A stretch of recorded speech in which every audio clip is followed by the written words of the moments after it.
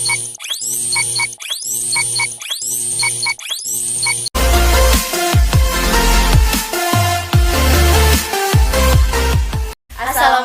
warahmatullahi wabarakatuh.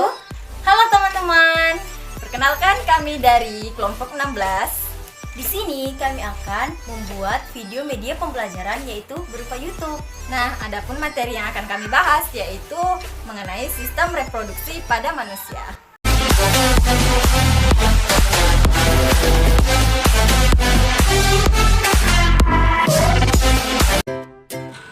Pernah tidak kalian terpikirkan mengapa ibu dapat mengandung? Dan apakah ibu dapat mengandung tanpa kehadiran seorang ayah?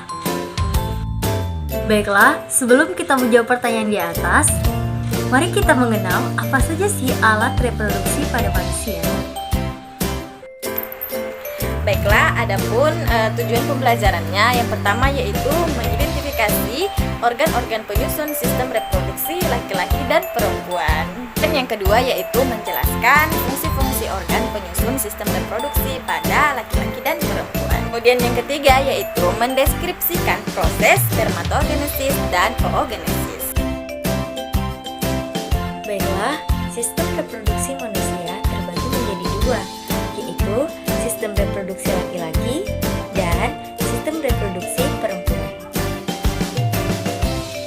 Organ reproduksi laki-laki terbagi atas organ dalam, organ luar, dan organ tambahan. Baiklah, yang pertama adalah organ luar, di mana terbagi menjadi dua, yaitu penis dan skrotum. Penis berfungsi sebagai alat populasi atau persetubuhan, yaitu memasukkan sperma ke dalam alat reproduksi wanita. Yang kedua adalah skrotum. Fungsinya sebagai kantong pelindung testis dan menjaga suhu testis. Yang kedua yaitu organ reproduksi dalam, yang terbagi menjadi dua, yaitu testis dan epididymis. Testis merupakan sepasang kelenjar kelamin yang memproduksi sperma dan menghasilkan hormon testosteron. Epididymis merupakan saluran panjang berkelok-kelok yang keluar dari testis untuk menyimpan sperma sementara hingga sperma matang.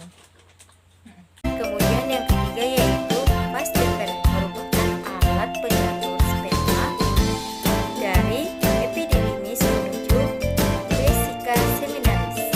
Kemudian yang keempat yaitu uretra, merupakan alat untuk mengeluarkan sperma dan urin. Selanjutnya yaitu organ reproduksi tambahan. Adapun yang pertama yaitu kantong sperma atau vesicula seminalis, merupakan tempat menampung sperma sebelum dibuang. Pada dindingnya terdapat cairan yang mengandung fruktosa, asam ascorbat, dan asam amino untuk makanan dan pelindung sperma. Kemudian yang kedua yaitu kelenjar prostat, merupakan cairan basah berwarna putih susu untuk kehidupan sperma. Kemudian yang ketiga ada kelenjar Cooper atau Mullbaur erythralis, menghasilkan cairan kental yang dialirkan ke uretra.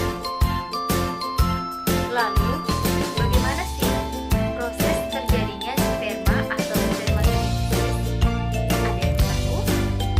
Selanjutnya yaitu proses pembentukan sperma dimulai dari spermatogonium menjadi spermatosit primer, kemudian membelah menjadi spermatosit sekunder, menjadi spermatid, dan akhirnya menjadi sel sperma.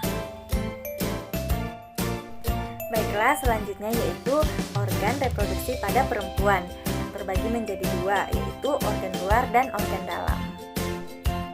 Baiklah, yang pertama yaitu organ reproduksi luar pada wanita yang terbagi atas vulva, ada bibir besar atau labio mayora dan bibir kecil atau labio minora. Kemudian klitoris atau tonjolan kecil, orifesium uretra atau lubang kencing, dan yang terakhir yaitu himen atau selaput yang mengelilingi lubang vagina. Selanjutnya yaitu organ reproduksi dalam pada wanita yang terbagi menjadi dua. Yang pertama yaitu ovarium, yang merupakan tempat memproduksi ovum atau sel telur dan hormon estrogen dan progesteron. Kemudian yang kedua yaitu oviduk atau tuba Fallopi, yang berfungsi untuk menyalurkan sel telur ke uterus atau rahim dengan gerakan peristaltik dan gerakan silia pada dindingnya. Organ reproduksi dalam lainnya yaitu infundibulum tuba, yang merupakan ujung oviduk yang berfungsi untuk menangkap ovum dari ovarium. Selanjutnya adalah uterus, yang merupakan tempat berkembangnya embrio. Selama kehamilan, volume uterus dapat mengembang hingga 500 kali. Selanjutnya ada vagina, yang berfungsi sebagai alat kopulasi wanita dan sebagai jalan keluar bayi pada proses kelahiran. Lalu, bagaimana sih pembentukan sel telur atau oogenesis itu? Proses pembentukan sel telur ini dimulai dari oogenium yang membelah menjadi oosit primer, kemudian menjadi oosit sekunder dan badan kutub 1. Oosit sekunder membelah menjadi ootit atau ovum, dan badan kutub 1 menjadi badan kutub 2.